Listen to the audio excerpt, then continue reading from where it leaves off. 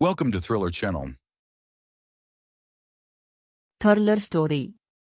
மூடப்பட்ட வீடு. மதியம் 2 மணி. சென்னை மழையில் நனைந்த தெருக்களில் போக்குவரத்து நெரிசல். பிரபல பத்திரிகையாளர் அருண் தனது அலுவலகத்தில் அடுத்த வாரத்தின் சிறப்பு செய்தி கான தலைப்பை தேடிக் கொண்டிருந்தார். அவருக்கு ஒரு தெரியாத நம்பரில் இருந்து அழைப்பு வந்தது. அழைப்பை எடுத்ததும் ஒருவன் மெதுவாகச் சொன்னான், "நீங்கள் தேடும் மிகப்பெரிய உண்மை என் வீட்டுக்குள் உள்ளது. முகவரி: பழைய ஈஸ்ட் கோட்டை தெரு, வீடு எண் 13. இன்று இரவு 10 மணிக்கு வாருங்கள். ஒருவராக மட்டுமே." அருண் குழம்பினார். அந்த தெருவைப் பற்றி அவர் கேள்விப்பட்டிருந்தார். அங்கு ஒரு வீடு 20 வருடமாக பூட்டியே இருக்கிறது என்று. அன்று மாலையே அவர் இணையத்தில் தேடினார். வீடு எண் 13 பற்றி பல வதந்திகள் இருந்தன. அங்கு ஒரு காலத்தில் வாழ்ந்த குடும்பம் ஒரே இரவில் காணாமல் போனது. வீடு உள்ளே செல்லும் யாரும் திரும்பி வரவில்லை. சிலர் வீட்டில் இரவு நேரங்களில் விளக்குகள் எரிவதாகக் கூறினார்கள். அருணுக்கு ஒரு பிரேக்கிங் நியூஸ் வாய்ப்பு போல தோன்றியது. இரவு 9:45. அருண் ஒரு சிறிய ரெக்கார்டிங் கேமராவும் பைக்கின் ஹெல்மெட்டும் எடுத்துக்கொண்டு அந்த முகவரிக்கு சென்றார். மழை நின்றிருந்தது. அந்த தெருவில் தெருவிளக்குகள் பெரும்பாலும் அணைந்திருந்தன. வீடு எண் 13 முன் நின்றதும் இரும்புக் கதவு சற்றே திறந்திருந்தது. அவர் உள்ளே நுழைந்ததும் கதவு தானாகவே மூடிக்கொண்டது.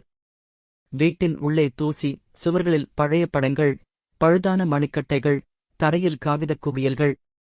திடீரென மேல்மாடியில் இருந்து ஒரு சத்தம் கேட்டது. கிர் கிர். அருண் மெதுவாக மேலே சென்றார்.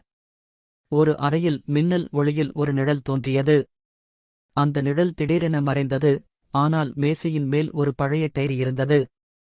டைரியில் எழுதப்பட்டிருந்தது, "இன்றிரவு அவர்கள் மீண்டும் வருகிறார்கள். அவர்களிடமிருந்து தப்ப முடியாது. டோட்." பின்புற கதவு வழியாக ஒரு மனிதன் வந்தான், முகத்தில் பாதி முகமூடி. அவன் சொன்னான், "நான் தான் உங்களை அழைத்தேன். இங்கு நடந்தது ஒரு கொலை.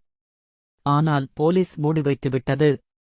சான்றுகள் இங்கேதான். டோட்."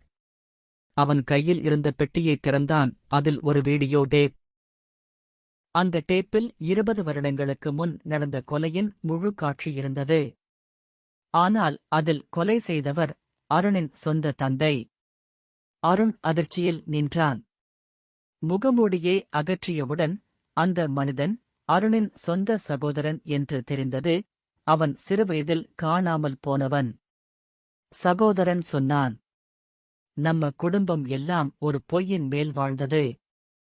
இந்த டேப்பை வெளியில் விடு. இல்லையெனில் நீயும் அந்த வீட்டின் வரலாற்றில் சேர்ந்து போகிறாய்." வெளியில் மின்னல், உள்ளே முழு இருட்டு. அடுத்த நாள் காலை வீடு எண் 13 மீண்டும் பூட்டப்பட்டிருந்தது. அருண் காணவில்லை. ஆனால் ஒரு தேசிய செய்தி சேனலில் ஒரு வீடியோ ஓடியது. 20 வருட பழைய அந்த கொலை சம்பவம். எந்த ரிப்போர்ட்டரின் பெயரும் காட்டப்படவில்லை.